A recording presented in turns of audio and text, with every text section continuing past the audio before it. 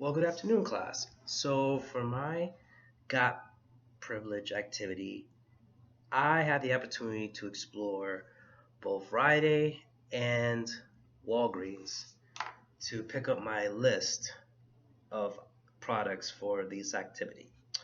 I was luckily able to find all of them, except find a hairdresser that specialized in what was it? The hairdresser for if I can remember correctly, that specialized in Black slash African American hair. I was not able to find that within Walgreens or in Rite Aid. I would say that when I was comparing the prices, I did notice that when it comes to hair care products, they price them at least $5-10 more, which I found very surprising because the stigma is given that Black slash African American women have all this frizzy, curly hair that requires more care versus those of white. So I guess the more maintenance, the more money. And that was just based on the prices that I saw.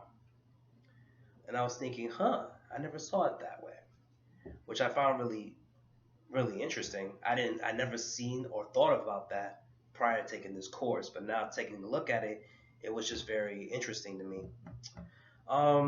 In terms of how they were placed within the shelves,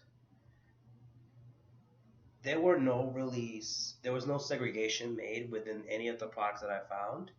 Everything was in the same place. There was no segregation made between those may cater to white people versus those catered to blacks. Like there was no segregation made within the products when they were lined up on the shelves. Everything was in the same place.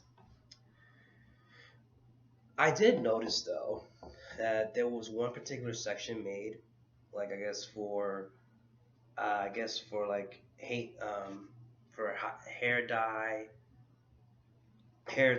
products and all that good stuff in terms of like the weaves. And as you may know, there's also this marginalization. There's also this stigma that Black slash African American women wear these weaves, majorly speaking. Um, let's see what else I'm supposed to.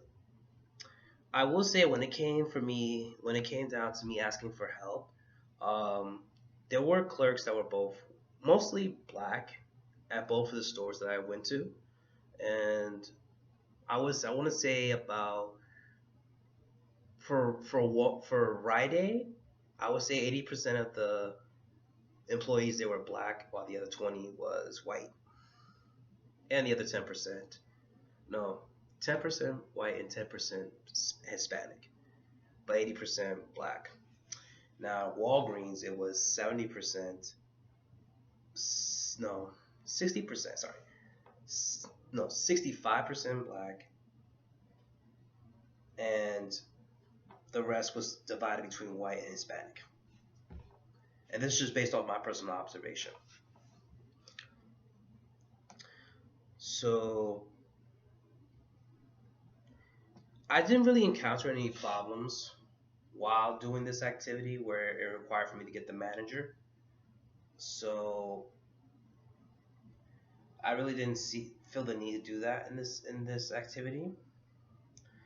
Now, as a black woman, I would feel that yes, there are certain needs that we have in terms of our hair care and other products, but you know, I feel that the other products were, you know, they were like, while I said earlier there wasn't necessarily a difference, I did notice that, it was a little bit more expensive for blacks on certain products versus for whites and some other products. So it was like, but you didn't know that much of a difference. It wasn't like this much of a difference. I would say about like at least $2 or $3 difference. Products that normally those of black and African American identity versus those of white identity, it really like is not by that much, but you can really see it based off the pricing. Now I would sit there and ask myself, I was a black woman, why am I paying more for this versus white people? You know, and really looking, doing this activity, I honestly felt my eyes opened up more to the issue of how American capitalism really utilizes our racial identities to really market certain products to certain people. And it just took this activity for me to really see that. So, yeah, um, that is my observation and that is my viewpoint on this activity. So, yeah.